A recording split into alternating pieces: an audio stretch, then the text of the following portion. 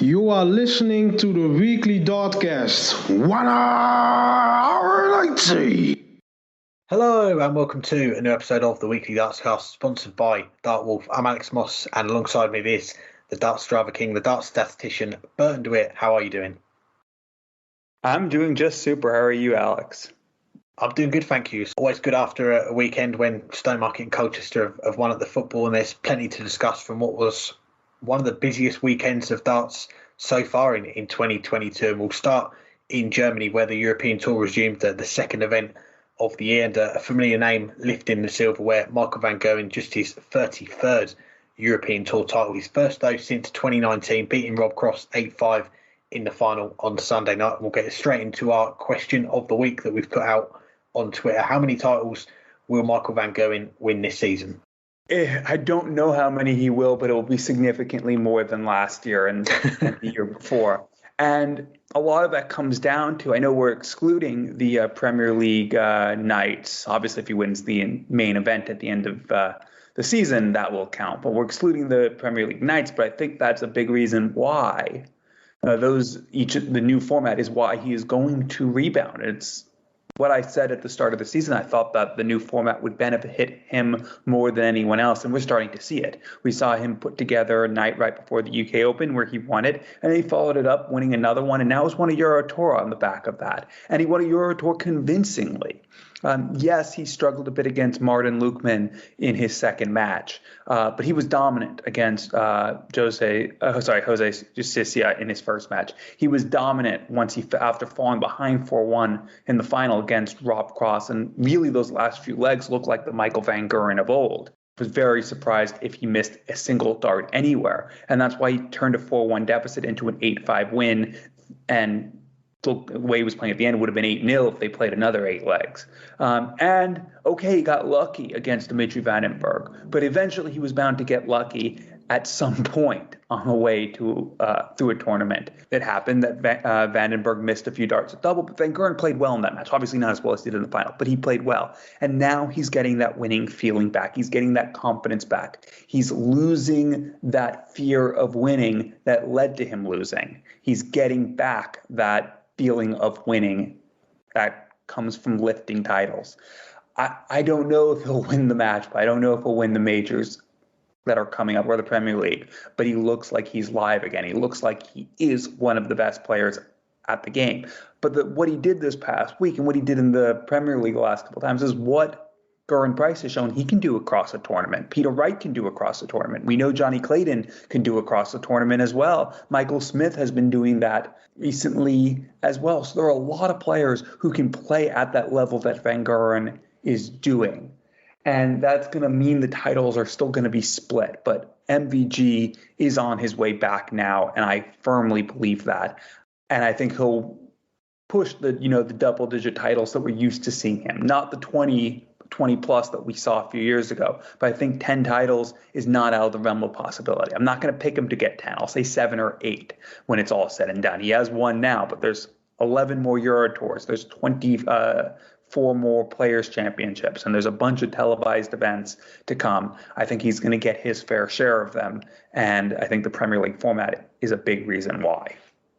Yeah, I think that's a fair guess. And just looking at how the poll on our Twitter is going at the moment, we've got 53% of you going with 1 to 5 titles, 39% going with 6 to 10, 4% going with 11 to 15, and 4% going with 16 plus. And you're looking at the last 3 years, if you like, as you say, last year he only picked up 2 titles, and I had to write that down, check again and check again, because it's something that you can't quite believe that last year Michael van Gerwen only won 2 titles in the PDC. The previous year, 2020, of course, we had a lot less events than we've had before, but 5 titles that year. And then the last year, if you like, where we had the full schedule, 2019, 14 titles. And like you, I'm looking towards that 6 to 10 bracket. I think a lot of our listeners have gone with that. Part of the reason is because we are going to see a lot more events this year. As you say, we've got 11 more European Tour events to come. The World Series, the announcement which came out last week, we're going to have, I think it's 6 to 7 World Series events this year. And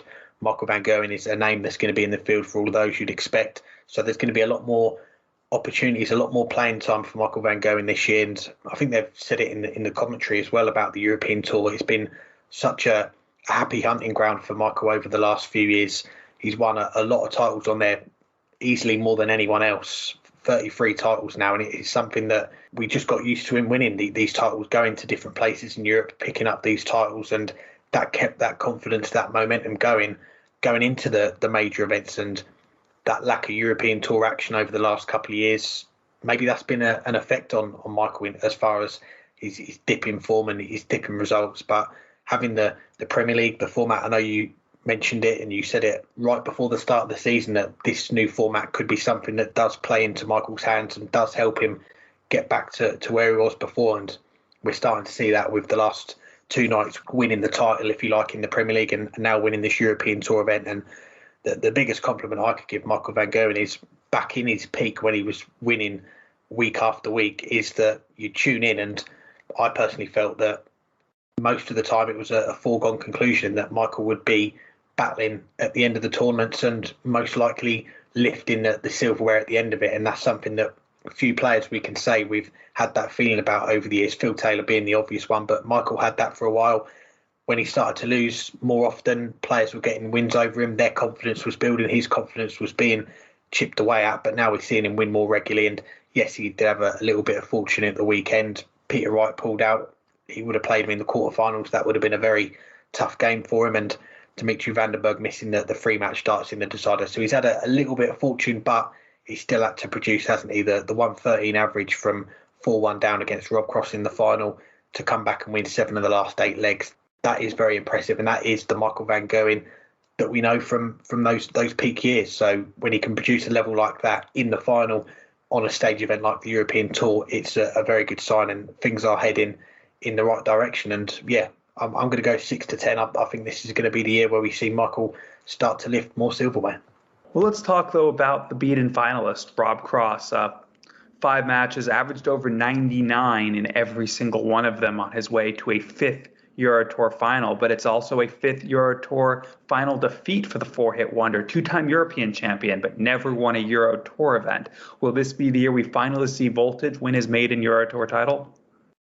We were just talking off there. I did call Rob Cross maybe he could be the Terry Jenkins of the Euro Tour, loses all these finals. And it still feels a little peculiar to say that Rob is a 2-time winner of the European Championship, but he's never won a European Tour event. But that is the case with him. He's now lost in 5 finals, 4 to Michael van Gerwen, Price the other one. They've all been fairly close finals. I think 2 or 3 legs been the difference in all of the finals. So he's come very close, and I think he is heading towards a Euro Tour title. I think he is one of the contenders, you've got to say, going into these European Tour weekends. He played to a very good level across all his games. 99 average in 2 of those games, 100 average, a 101 average in the 2 other games. And he was heading towards that title, 4-1 up against Michael. And we saw what Michael produced in that second half of the final to take the game away from him. But he was still in the mix there, wasn't he, in the final stages of it. He had a double in 2 of those last 3 legs, which could have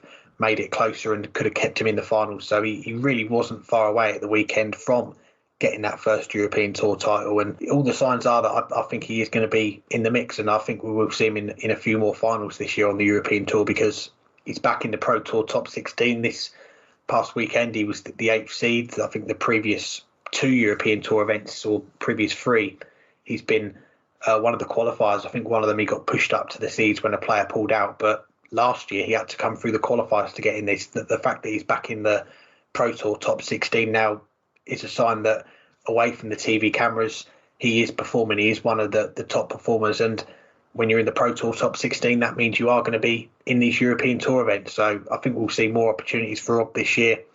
Of course, we've not seen him in the Premier League this year, didn't get the call up for that.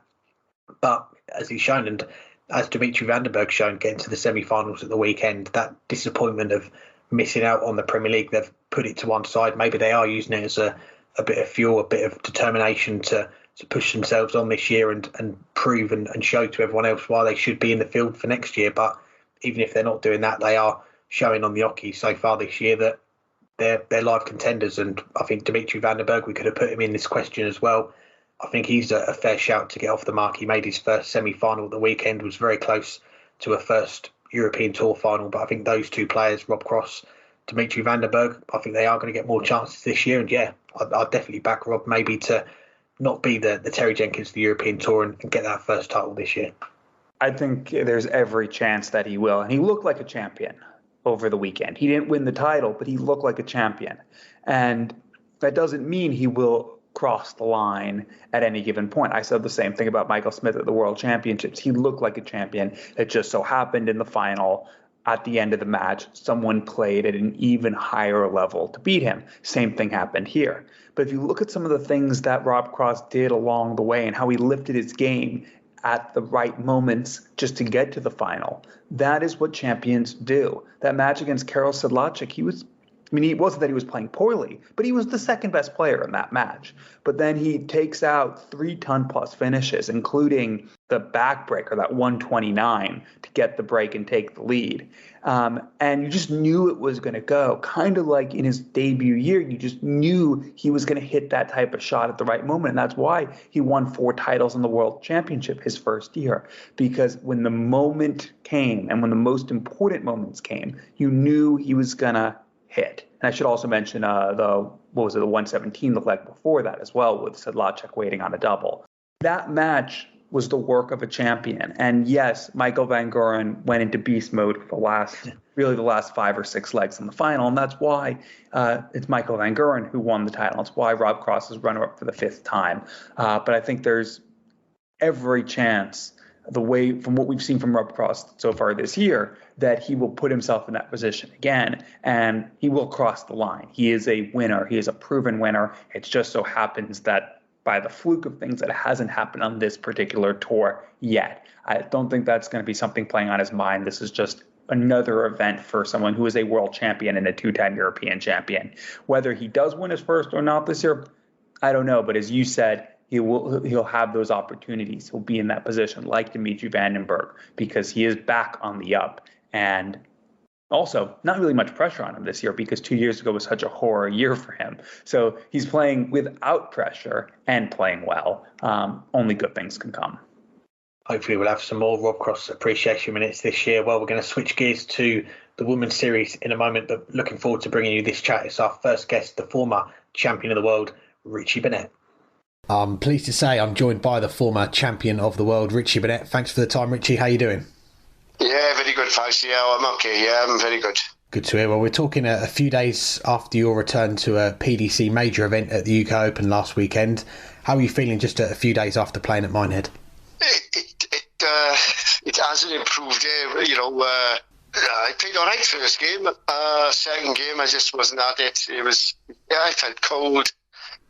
The lights on the board weren't great. But same for everybody. But like you say, I didn't perform second game. I played great first game, but no worries. It's the way it is. I know that I have to improve if I progress with my tour cards. So I'm fine with it.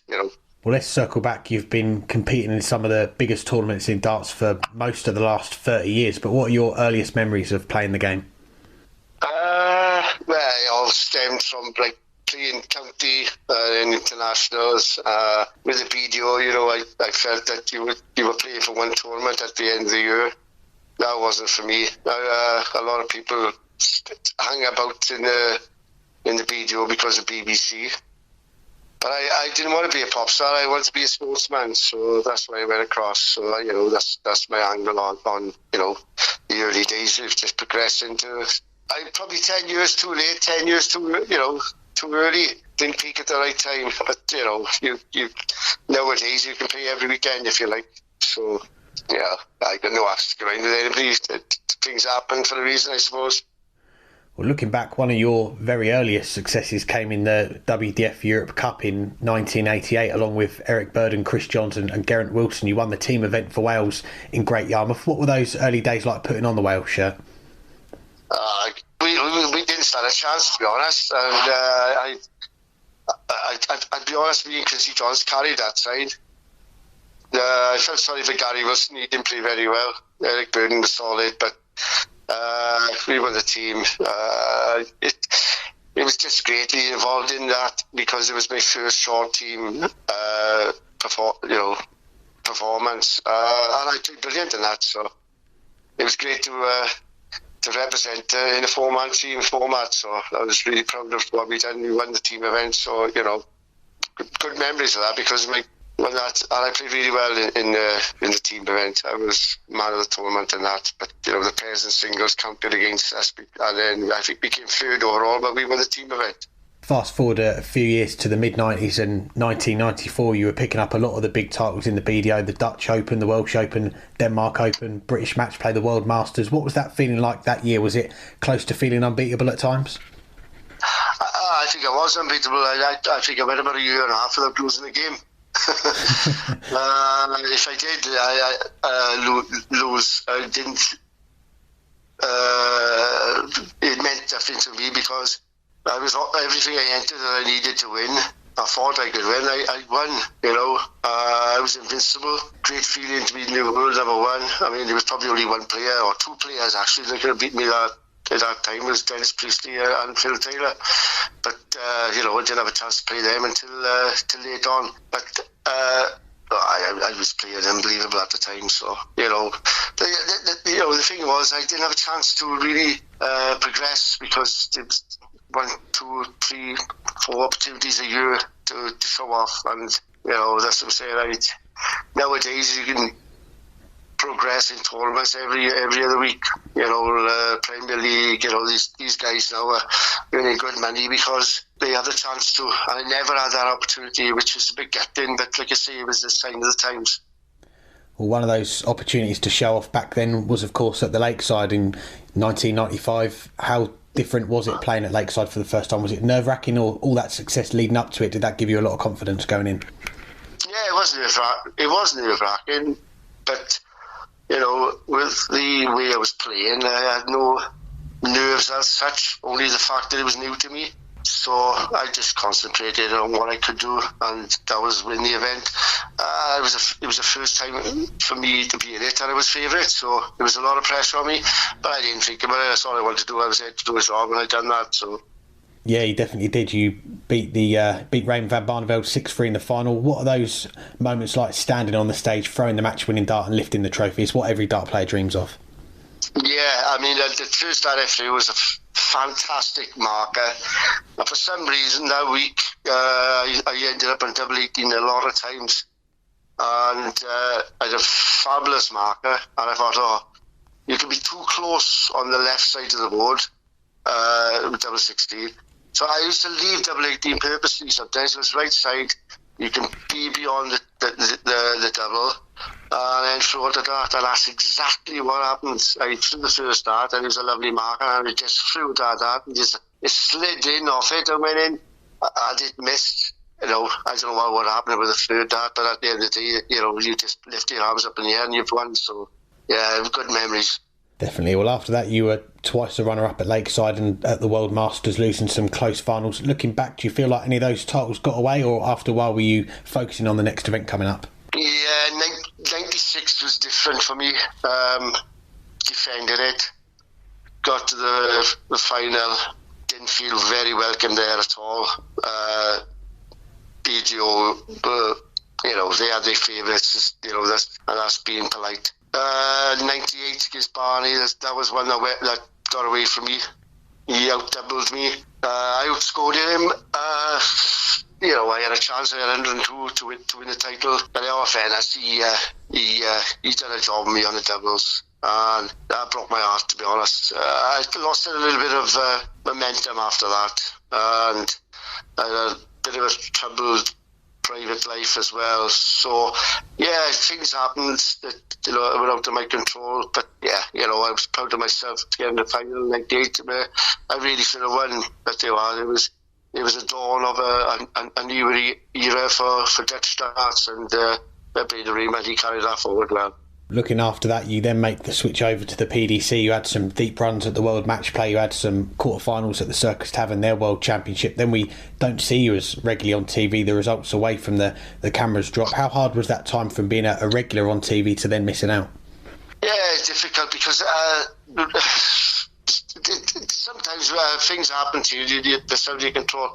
I mean, a large part of my career, I suffered with dartitis, and nobody's seen it, but I never mentioned it because I thought I could control it.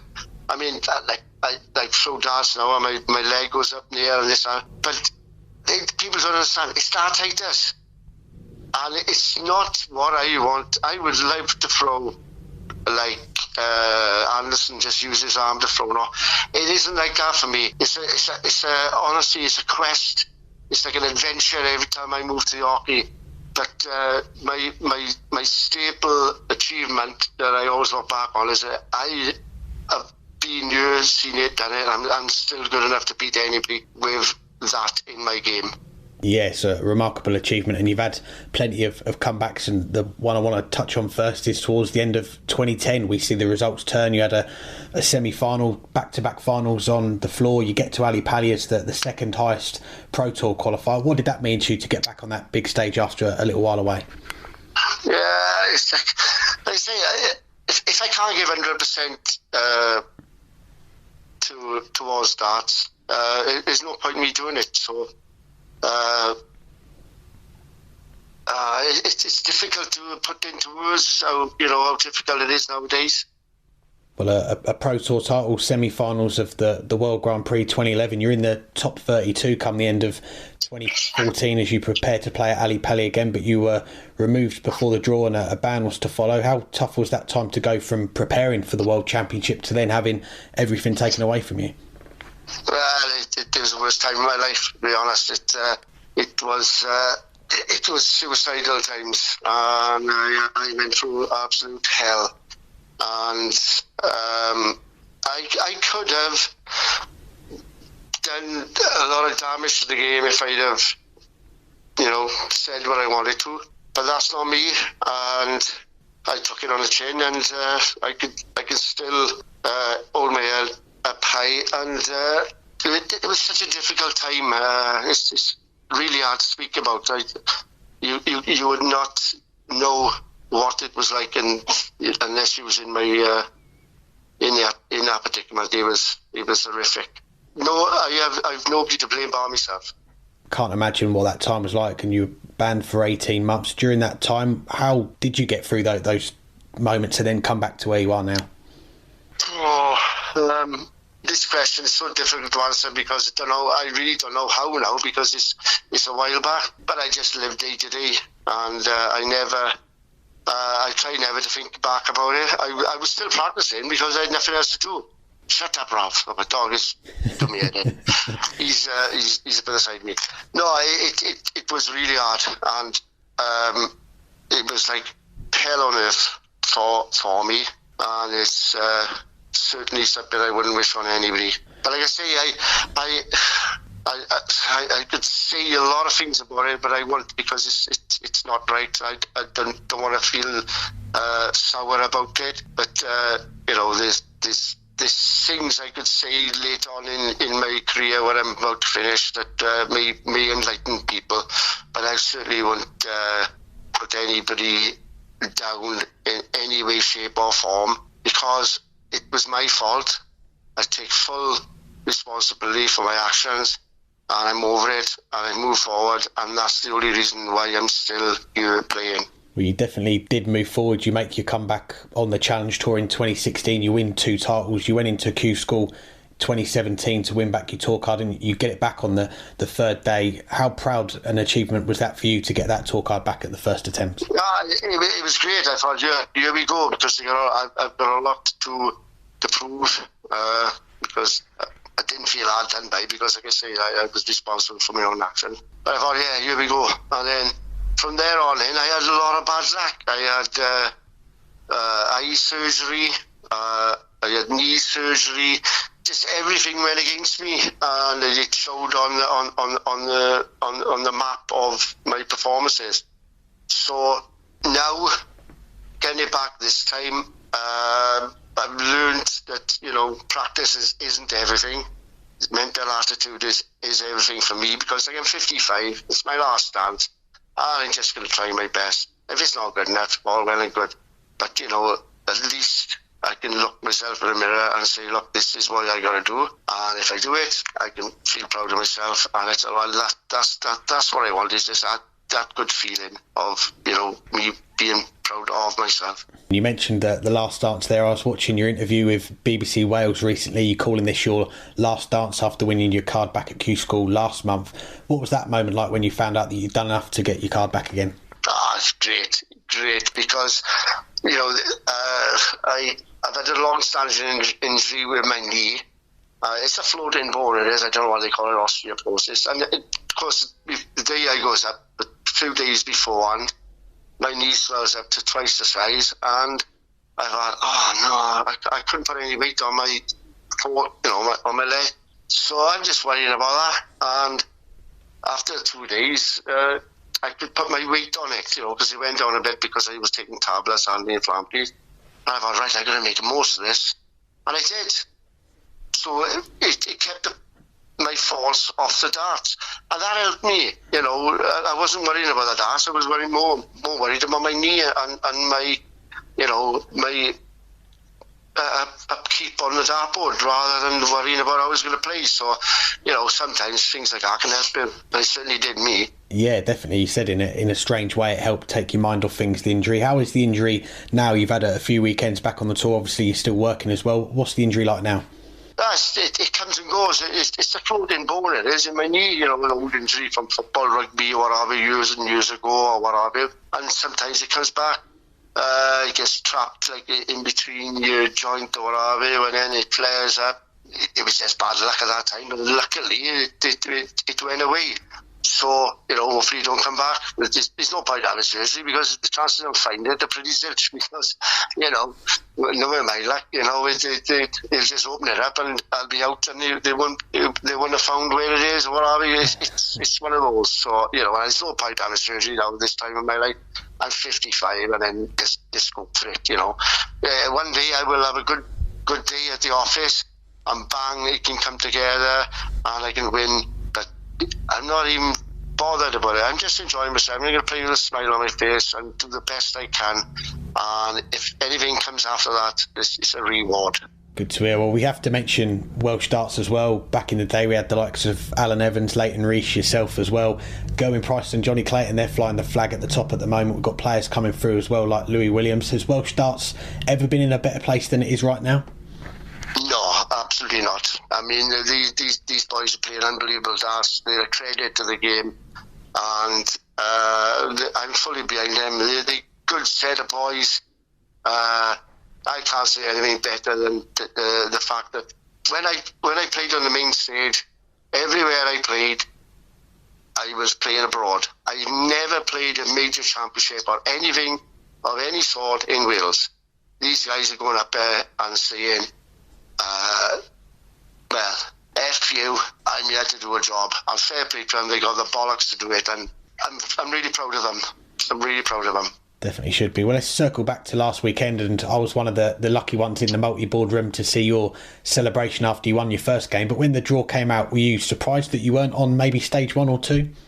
No, not really. I mean, like I say, at the end of the day, there's so many other players there now that hold a bigger accolade than I do, So, I'll just take anything, to be honest. I mean, I've been shown in the past. Like I say, I would have entertained, as you know. But I'm not bothered either way. I mean, at the end of the day, I made this little bit of a celebration after.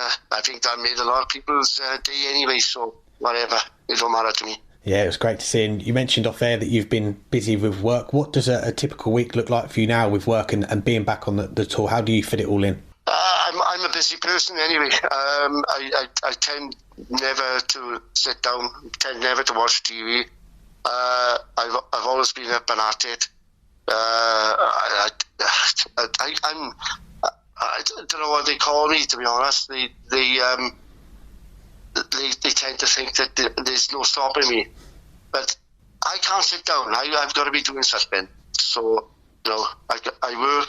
If I'm going to work, I'll be doing something else. I'll be doing something in the house. I never sit down. I've always been like that. I've had my troubles with alcohol. I used to smoke. I don't smoke much now. Very rare. Yes, I like making people laugh. I like being me, and sometimes I don't like being me. But that's always been in my makeup, and I just genuinely now sit down and look at myself in the mirror and think, well, this is the way I am.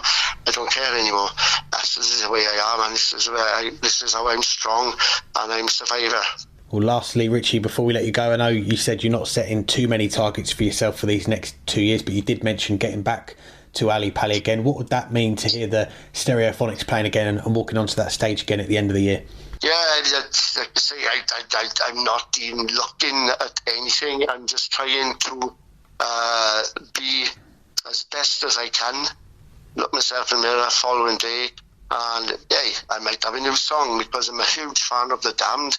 And I may have a new song. I would love it to be played because it was the first punk record I've ever been. I've met the band, and it's called The New Rose. So, maybe I'll call that in the World Championship if I ever get there.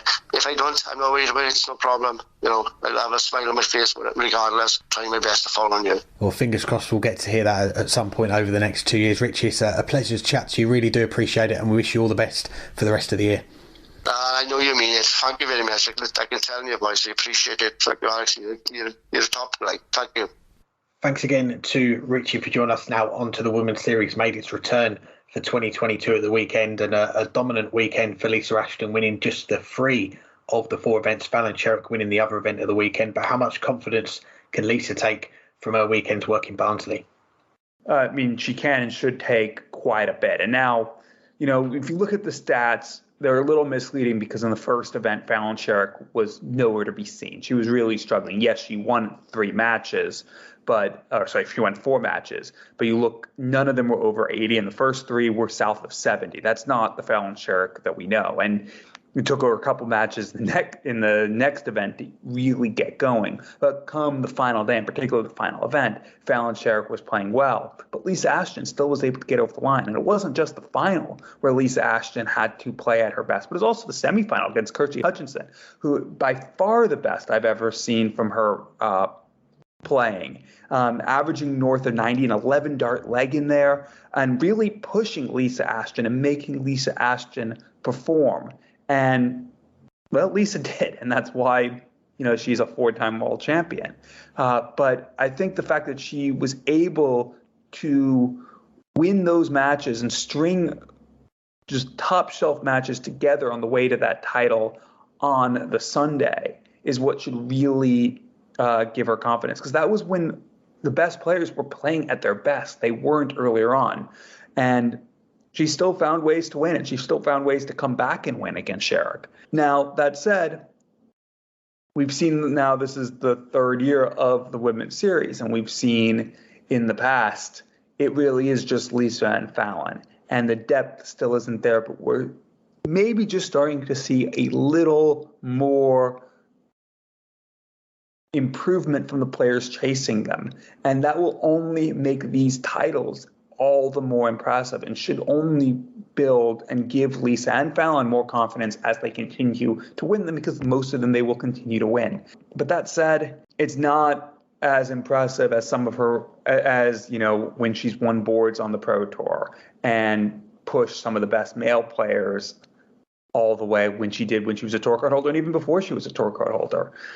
So I think she still has more to give and more heights to reach, but especially that last event on the Sunday when she was being pushed and how she was able to lift her game. That should give her confidence heading into the World Championships. Well, she's not in that, but heading into the next Women's Series and some other events going forward, and particularly the Women's World Match Play with that spot in the Grand Slam on the line. Yeah, definitely. And I was going to touch on that last event as well, but one event I wanted to touch on before then is the second event on the Saturday event 2, and the first meeting between Lisa Ashton and Fallon Sherrock of the weekend. And Lisa was 4-3 down to Fallon, pulls out a 170 finish, a 12 dart leg to break for 4 all holds in 16 darts to get through that semi-final, then wins the second event, so goes back to back on that first day. And to do that when you're up against it 4-3 down, that's an impressive feat for Lisa, and she took that into the final day. Of course, the only blemish on her record from the weekend, that defeat to Donna Rainsley, who joins a pretty small list of players to beat Lisa Ashton in the Women's Series so far. I think she's only the 7th player to have beaten Lisa in, I think, what was this, 20 events now that we've had. So not many players have been able to do it, but bounces back from that. And as you say, what a way to bounce back. The two final games, the 95 average against Kirsty Hutchinson, and shout out to Kirsty, 91 average from her, and appreciate her wearing the weekly Dartscast sticker as well. She was definitely doing that proud at the weekend. And then in the final, a 91 average against Fallon, who herself averaged 94. So again, playing against players playing at a top level. And the final against Fallon as well, she was 3-1 and 4-2 down. We saw Fallon go 15, 14, 15 dart legs in a row, then another 14 darter as well. So Fallon was really throwing some high level stuff against Lisa, and she was able to come back and I think it was a 14 darter in the decider to get over the line and win that title. And who knows how close this race is going to be going into the final events, but you'd say at the moment those two are the top players in the field, and you'd be a brave man or a brave darts fan to bet against anyone getting between those two players, getting in that top two come the end of the year. But as you say, we are seeing a lot more players pushing these top players in the weekends. Kirsty, we've got mentioned, as you say, we've just mentioned her. Robin Byrne as well, in getting to one of the finals. We are seeing more players come into it, and 101 players I think we saw playing the Women's Series at the weekend, which is a record and still in its infancy, the Women's Series, but it is good to see more players getting involved in the Women's Series playing. And okay, not everyone is going to be able to play to that level, like a 70, 80 average. We are going to see players playing at a lot lower level, but you'd like to think, give it more time, we are going to see that level raise and more players be able to push their standards on. But as far as Lisa, I think it's been a good weekend for her, and to get 3 of the 4 titles, should have been delighted with that. And I think she is someone that we've seen her play on the Pro Tour the last 2 years. It didn't end very well for her at the end of last year, the 73 average at Ali Pali. So I think this year is a case of, now that she has missed out on Q School, rebuilding, getting that confidence back, and winning 3 titles in a weekend is definitely going to do the confidence the world of good. And especially the way that she did it in that final event, the 95, 91 average, if she can produce that come the end of the year and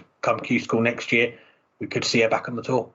Now let's talk about what happened over in the WDF at the Isle of Man Open, at the Isle of Man Open Classic and Masters, a impressive hat trick of titles for Beau Greaves, already qualifying for next year's World Championships, even though this year's is still just a few weeks away. Is she now, though, the lady to beat in that top half of the draw at the Lakeside? I think she could be, and a word on Beau Greaves you're going to hear from her in a moment. She's our next guest on the show, and as many of our listeners will know, many that follow the ladies' game, that have been watching the streams that we get to see in the WDF, that Beau has been unfortunately suffering with dartitis for a little while. I think dating back to last summer, she's had dartitis. Looking at how she performed at the weekend, the bits that we were able to see, the results that we were able to get hold of, I think she had 105 average in one of her games on the Friday. And then looking at the 3 finals on the Sunday, 3 battles against Dieter Hedman, who, when we're going to get onto the Lakeside in a moment, she is the top seed in the field. They're in the same half of the draw, but she got the treble over Dieter. She won all 3 finals, one of them with an 85 average, another one she won 5-0, and then the one which, of course, is the most eye-catching of the 3, the Isle of Man Open final in the ladies, beating Dieter 5-1, 5 legs in a row, 99 average in the most high-profile final, because that is the one that whoever won would get that spot in the field for next year's Ladies World Championship. So she's already ticked that off, but those performances that I mentioned there, that is the Beau Greaves that we know what she can do, and she's someone that we've been talking about for a long time. We probably talked about her in the first year of doing this show in 2017, because you think back to 2014, she was the runner-up in the Girls World Masters at 10 years old. And then 2019, she was winning ladies senior titles on the BDO circuit, qualifying for her first World Championship at 15 years old, and getting to the semi-finals on debut as well. So she's someone that has really come through the ranks in the ladies' game, and still at a very young age. You look at all the other players in the field there going into this World Championship, but there's not many of a similar age to Beau Greaves. So what she's doing does deserve a lot more credit than it's getting, and especially, as I mentioned, with the dartitis that she's had over the last year, to come through that, and probably something that she's still battling with, but to come through that and produce what she's done over the weekend, that does deserve a lot of plaudits. And looking at the field for Lakeside, I've got to mention that Fallon Sherrick's in the field now as well. That got announced over the weekend. She's in the opposite side of the draw. She's in the bottom half of the draw. So just looking at Beau's half of the draw, the top half, probably looking at a quarter-final with Mikuru Suzuki, and that was the player that put her out in the 2020 BDO World Championship on her debut, and she is the two-time defending champion for the ladies' world title. So if those two get through to the quarterfinals, I think that is going to be a huge test for both players, and still the best of three sets format. So it is hard to say either of those players being the standout favourite, given what we know both of them can produce. But I think you're looking at those two players, the winner of that game, you'd say gets to the final of the Lakeside. So yeah, I'd put her as one of the two favourites in that half. But I think if it does come down to a battle between her and Mikuru, I think that is a coin flip. Yeah, I think I'm in agreement there that, if you look at it, the heavy favorites have to be Mikuru and Beau Greaves. But Mikuru has won the last two Women's World Championships, and we don't know what kind of form she's in, but we saw her at the Women's Series over in the PDC last year, and it took a little bit of time for her to get towards her best game, but she ended up winning the last event. If she's going to come into the World Championships fresh, and by fresh, I don't mean like having not played in a while, but I mean fresh as in having played a bit and being able to have that match experience under her belt, she should be the favorite, because there is a difference between averaging 99 in the Isle of Man final and going out on the World Championship stage. And yeah, we haven't seen Mikuru average 99, but we've seen her in a world final in a much longer format, average north of 90 and drop only one leg against Lorraine Winstanley. So we know how Mikuru can not just come close to that 99 average, but be able to maintain it for a longer period of time. That said, the quarterfinals would still only be best of three sets. So you only have to win six legs if you win two clean sets or drop a set to nil. And maybe that'll play into Beau Greaves' favor a little bit. But I think those two have to be the favorite. That said, other players can't beat them. Linda Groff has won 3 or 4 major titles. The only thing she hasn't done is win a world championship. Hasn't even made a final, but is a bit off of the best from what we saw from her a few years ago. Lorraine Winstanley had some good moments at the Women's Series, but nothing to make you think that right now she's in a position that she'll beat either of those players. But again, she's a former world number one, a world master, a world finalist. And if she can hit her form and hit her best game in a potential semifinal, she can and will beat either Beau Greaves or Mikuru Suzuki. It's just a question, will she? Tita Hedman, she made the final of the Isle of Man Open. She's been, even as she gets older, she still continues to remain a force week in, week out. And some of those other players entering the first round, Tori Kewish, one of the best soft tip, if not the best soft tip female player in the world. Other than Mikuru, that is. But we still have not seen that much of her playing steel tip, but we're starting to see a little bit more. I think she has a very bright future ahead of her, and I think a breakthrough tournament will come at some point. Maybe it'll be the World Championships. So there are people in that top half who can beat Mikuru and Beau Greaves, but I think they're the two favorites. But being that Mikuru is a two-time reigning world champion, I'll give the nod to her right now, but Beau Greaves is a very close second on the favoritism tables for the top half of the draw. Well, less than 3 weeks to go now until we begin the Lakeside, and we'll find out who is going to become the new ladies world champion. Let's hear from the lady that won all 3 titles in the Isle of Man at the weekend. Here's our chat with Beau Greaves. I'm pleased to say I'm joined by the newly crowned Isle of Man Open, Classic and Masters ladies champion from the weekend, Beau Greaves. Thanks for the time, Beau. How are you doing?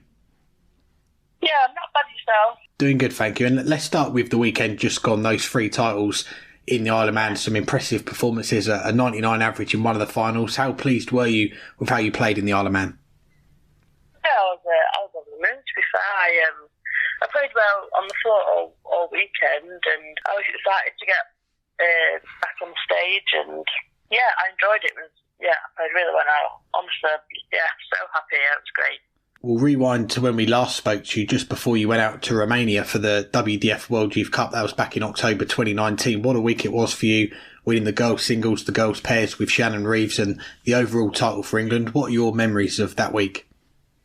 Yeah, it was brilliant. Obviously, playing for England is one of them things that's obviously really precious and stuff, and it was nice to sort of like top off my youth career, I think. And sort of after that, I sort of didn't play much youth darts, and yeah, obviously I've won the Europe Cup, won the World Cup, and yeah, I'd love to do it all again, but in the senior team. So yeah, good memories from that weekend.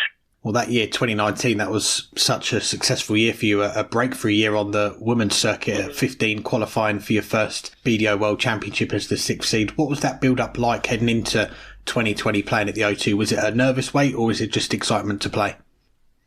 Well, I think, obviously, that was like my breakthrough year, and I don't know, everything just sort of went well for me, and obviously I got to the Worlds, and I know, obviously I had a good two first good games, and obviously I just fell short of, obviously no shame to losing to McCurry, but I know I can do better. But it was one of them things that it was my first time doing it, and yeah, I learned from it, and I was excited to play, so yeah.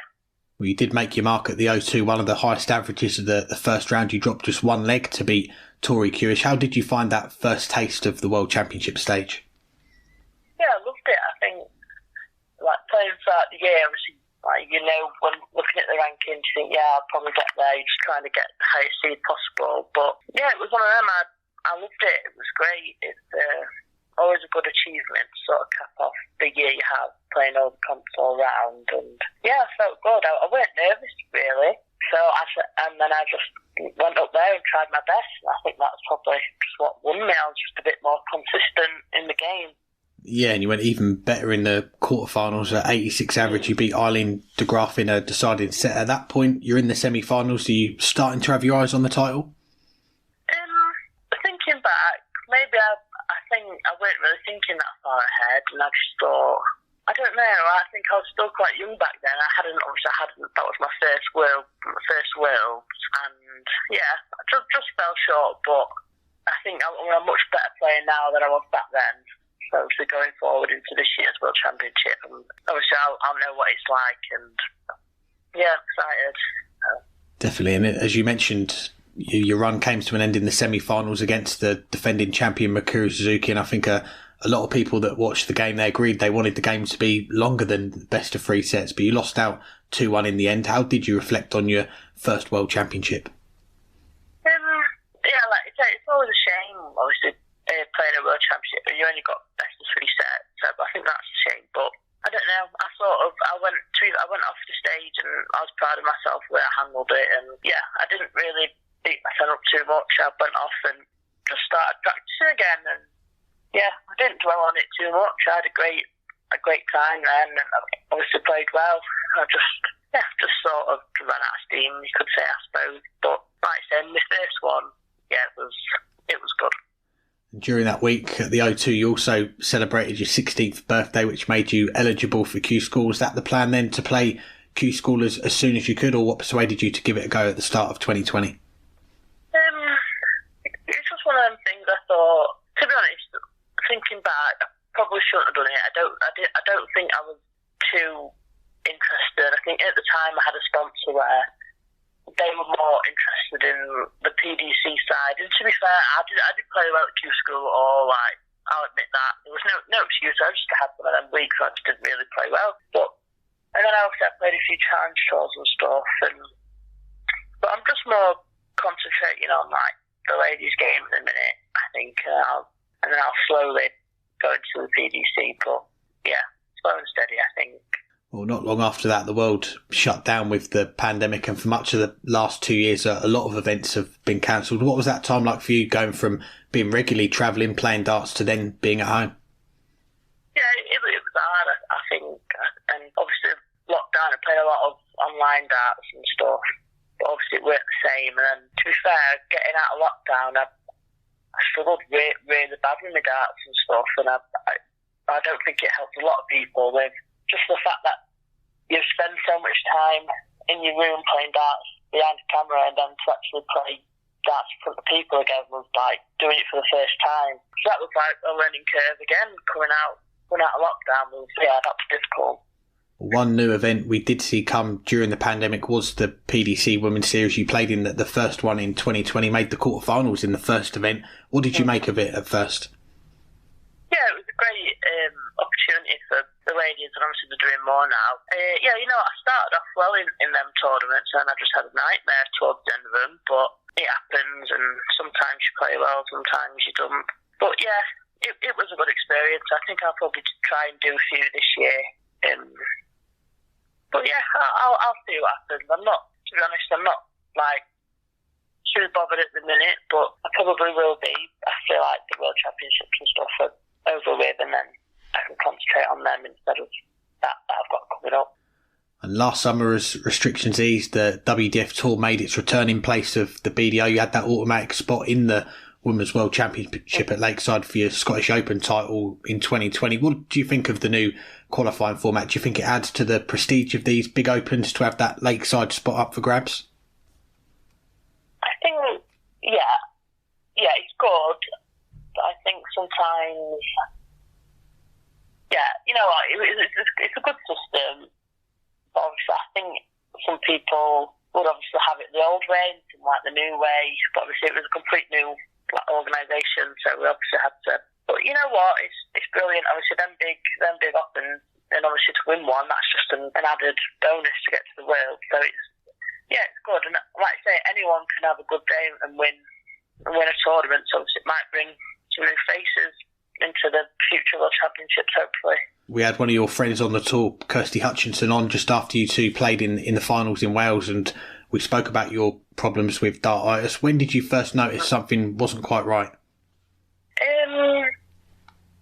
Well, obviously I went into lockdown, and then I played that PDC series, and I think on one of my last games I played it on the stream and I lost one, and I came off the ball and I said to my dad, I said, something just didn't feel right there. Like, I said I just could not, let go of them right. And anyway, like a few months went by, and then I was practicing one night, and it just happened like there and then. It was just like a split second, and I held on to a dart, and that carried on for about a year and a half. And then like, it came out of lockdown, and it weren't any better. And yeah, I think I've only just sort of like come out of it, because when I played Kirsty, I still had a bit of it then, and it's been hard, to be fair.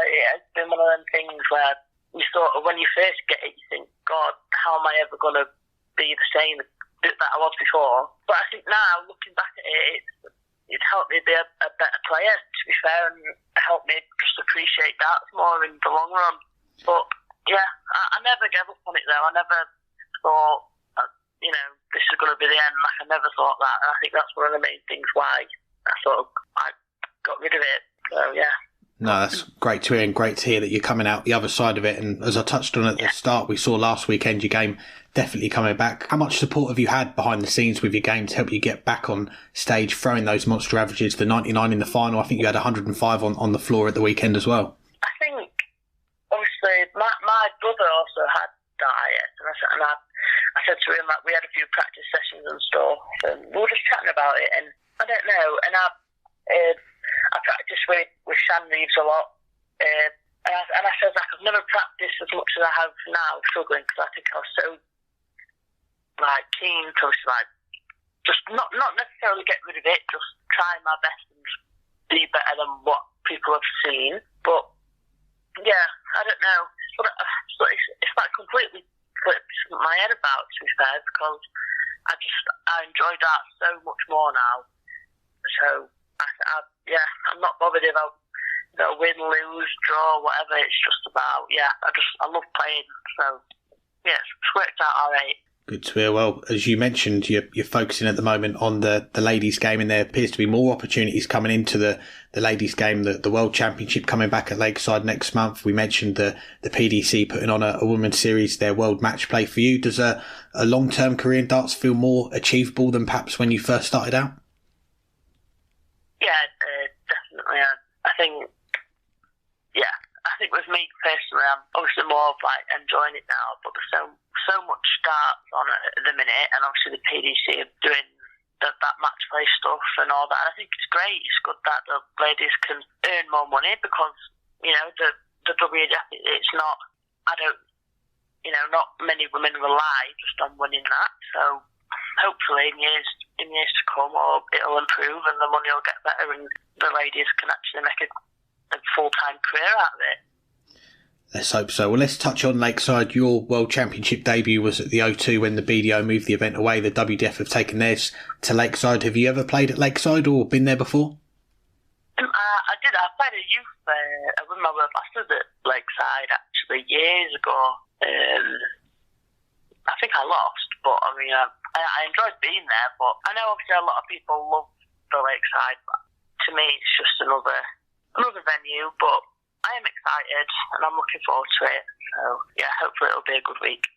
Well, the field's been expanded as well to 24 players. Means you get a bye to the second round. You don't know who your opponent's going to be yet. But how tough a field do you think this is? I know there's no Lisa Ashton or Anastasia Dobromoslova, but we've seen Fallon Sherritt come back in. There's a lot of quality there.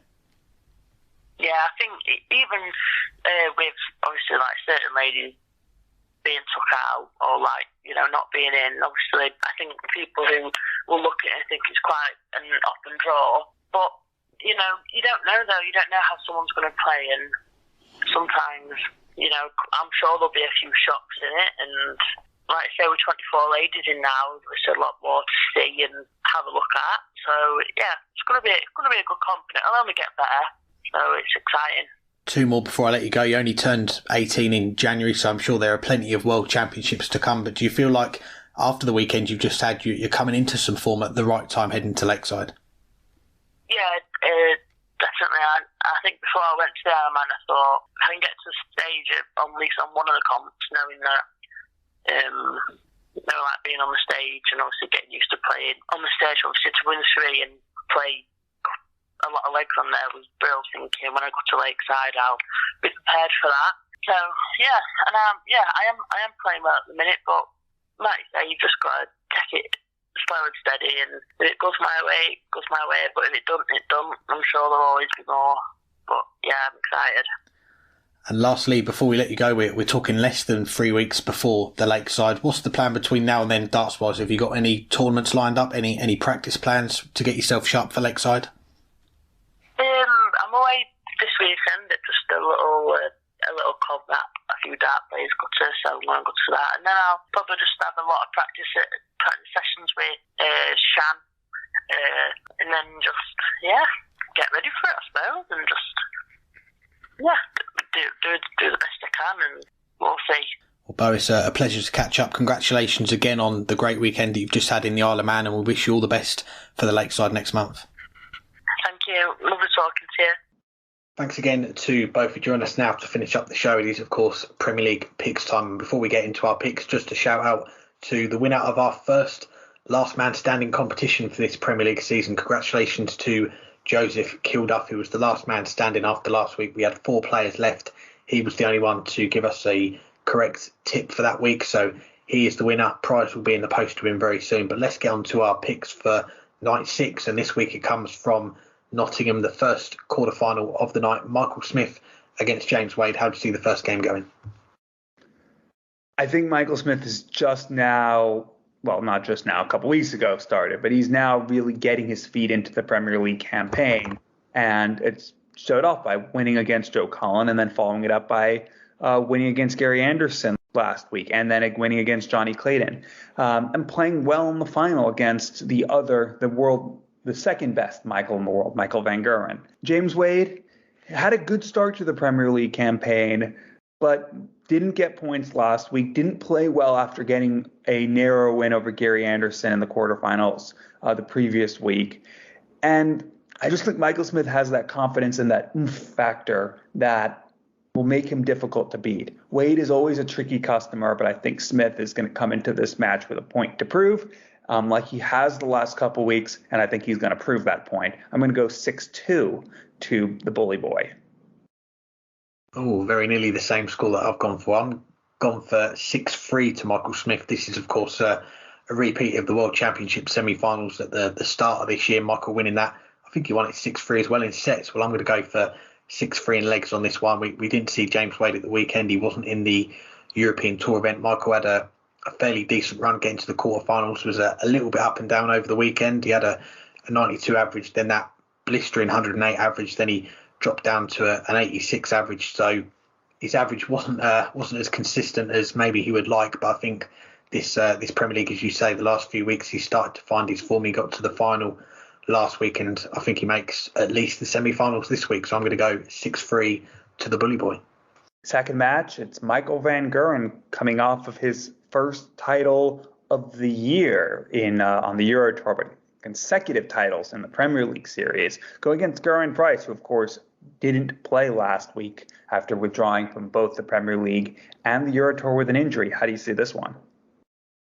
Yeah, first to say a great tip from you to say that Joe Cullen would beat Gerwen Price last week. I weren't backing that, but yeah, as you say, Price unfortunately had to put out due to a hand injury, and this is the first of two games where we do have to run a disclaimer to say we don't know whether these players are going to be able to play because, of course, Peter Wright pulled out of the European Tour on Sunday afternoon. He was still in the tournament but pulled out due to an injury, so we're hoping that both of those players will be fit for this week. Might be a quick turnaround, and for that reason I'm going to go with the man that has got all the confidence in the world at the moment. He's won the last two Premier League nights. He's won the European Tour at the weekend. All the form at the moment suggests that this is going to be a win for Michael van Gerwen. Now, as I say, we don't know the extent of Gerwen's injury, if he's going to be back to full fitness. So for that reason, I'm going to back Michael van Gerwen. I'm going to go same score as my last game. I'm going to go 6-3 to the new world number 3. Yeah, I think you have to back Van Gerwen in this because there's a lot of question marks with Gerwen Price's health. But if Gezi is healthy, well, we know just what he can do because it's not that long ago in Belfast that he had one of the greatest nights in Premier League history, if not the greatest night in Premier League history. And if he is back to full health, he's going to want to prove a point. He's going to want to keep his recent hot streak against Van Gerwen going. And I think he would. But I don't want to pick him until I see if he's back performing at his best. That said, we saw him when he was battling an injury last year. He was really off his best at the World Grand Prix, still made it all the way to the final, despite battling injury and not being able to play anywhere near his top game. But it's a different question when it's against MVG, when MVG is coming in hot and with confidence. So I'm going to go for as you said, the newly crowned world number 3 to win it. I'll go 6-2 again to be to be a little bit more one-sided than you are. There's your inspiration for Thursday night going. As you're listening to this, we've both backed against you, so hopefully you're going to be fully fit for Thursday. Third quarterfinal to pick, and it is Gary Anderson against Johnny Clayton. How do you see this one going? It's tough to pick Gary Anderson right now, and he's had a few fairly good performances where he didn't get results, but he's also had a few really abject performances, including last week against Michael Smith. And he hasn't been playing the Euro Tour. He went out first match in the UK Open. Granted, that's because he drew Michael van Gerwen. But he's just not getting much match experience, and he's not getting results. Granted, he's not a player that seems to show a lack of confidence, and you'll seem to see him go out and play well even when you think he wouldn't have confidence, and play poorly even when he does. But he's just not hitting at the level needed often enough for there to be any confidence in someone else picking him. And I'm going to stick with that. I just don't see right now Gary Anderson having the game to play even a B game Johnny Clayton. I don't know if Johnny Clayton brings his A game, I'll go 6-0. But I think Johnny Clayton will bring his B game and get over the line 6-3. Yeah, I think on paper this is looking at the moment like one of the easiest ones to pick as far as our Premier League picks. So we know how that's going to end up. But like you, I'm going with Johnny Clayton to get this one. It's been 4 defeats in a row in the first round of these Premier League nights now for Gary Anderson. And as you say, there's been some close games in there. The 99 average a couple of weeks ago, he had a 96 average the previous week. But obviously last week, the 85 average to start the night, the 6-1 defeat to Michael Smith. There are obviously question marks about Gary Anderson's game at the moment. As you say, we're not seeing too much of him at the moment. We don't see him on the European Tour. We have got the Players' Championship events coming up this weekend. We expect to see him involved in those. But heading into this Thursday night, not too much as far as match practice for Gary Anderson. Johnny Clayton, on the other hand, we see him very regularly on the European Tour and had a fairly good weekend of it. Okay, Daryl Gurney, 1-2-4 finish on the ball. Bit of a taste of his own medicine there for Johnny after the 1-2-1 on the ball to beat Peter Wright in the Premier League a few days earlier. So, Yeah, I'm going with Johnny Clayton as well. You said 6-3. I'll go 6-2. I think it's going to be a little bit more one-sided. All right, so we've all picked 6-2s and 6-3s. Are we going to make it a grand slam, I guess, of 6-2s and 6-3s? Joe Cullen, Peter Wright, assuming the match goes forward. How do you see this one? I'm going to go a little bit closer on this one. I think Peter Wright, he's someone that is a fighter. He's someone that's not going to give up even when, as we saw at the weekend, he had the back problem and he still managed to produce I think it was a 97, 99 average in that game against Christoph Ratajski and had to battle digging deep in that one, winning it 6-4. So I'm going to go with a 6-4 scoreline in this one, but I am going to go with Joe Cullen to get over the line on this one. He's lost, I think, his last 3 games in the Premier League. Okay, last week he had the bye against Gerwen Price, but since he got to that final on the second night, we've not seen him pick up any wins in the Premier League on the hockey, that is. But I think he's going to get a win this time round. Last week he had the 6-0 against Gerwen Price, the withdrawal. We might get the withdrawal this week. Hopefully we don't. But I think even if Peter Wright does turn up, Joe Cullen is going to be the one that gets through to the semi-finals. I'm going to go 6-4 to Joe Cullen. Yeah, this is a huge match for Cullen because, one, he's going against Peter Wright when Peter Wright may be off his best game due to injury, and 2, because there's every chance that the big 4 in World Darts are going to really start to put some separation in the Premier League table. Cullen got a bit of a break last week, being able to make up some ground on Gezi because of the withdrawal. And he gets another break this week, possibly going against Peter Wright. But even if Peter Wright is fit and even if Peter Wright's playing, it's a huge opportunity to stay in the race. And I think Cullen is playing well enough at times that he can. That's such a tough one to pick. You pick Cullen, right? Yeah, 6-4. I'm going to go right. I'm going to go the other way. We can't pick the same thing in all 4. It's just it would break the rules of this podcast that we've abided by for 6 years. So I'm gonna go Peter Wright so that at least one of the matches will be different, but I'll go the same score line as you so that at least something's the same. I'll go 6-4, but to Wright. Anything else for this week? Got to say, big thank you to our sponsor Dartwolf for their continued support. If you want some more Dynamite Darts content, head over to dartwolf.tv. You can give Dartwolf a follow on Twitter at dartwolf180. Big thank you to our guests for joining us. Big thanks to Richie, to Beau for taking the time to have a chat with us. Big thank you to everyone for listening as well. We appreciate the support. And if you want some more from us this week, head on over to the Darting Nerds YouTube channel. You can watch the game that I had with Matthew at Bar 501 in Bristol. We've done some commentary over the game, so you can have a listen to that and see how badly I play. And of course, cheer on Matthew to that incredible win that he had, and also the 180 that he had as well. So go and give that a watch. That was good fun to put together. And we'll be back next week to look back on the Premier League, give you some more picks. Of course, we'll look back on the Pro Tour. And as the road to Lakeside gets nearer and nearer, we'll try and get some more guests on, some players that are going to be playing at the home of World Darts in a few weeks. Yeah, it feels a bit weird thinking as spring really comes into focus that the World Championships is going on, but it will be for the first time ever a Spring World Championships at the Lakeside. So we'll start previewing those. Don't have to worry about either Alex or Matt playing in that. You can get their one-off podcast World Championships already gone and is finished, but enjoy that, watch that while you can. Thanks to our guests and our sponsors and our listeners. And please let us know if there's anyone at the Lakeside you would like us to get on, because there's quite a few players in that field that we haven't had on. And if there's anyone in particular you want us to focus on trying to get an interview with, please let us know. But enjoy the darts as they come along and hang tight until then, because what else can you do?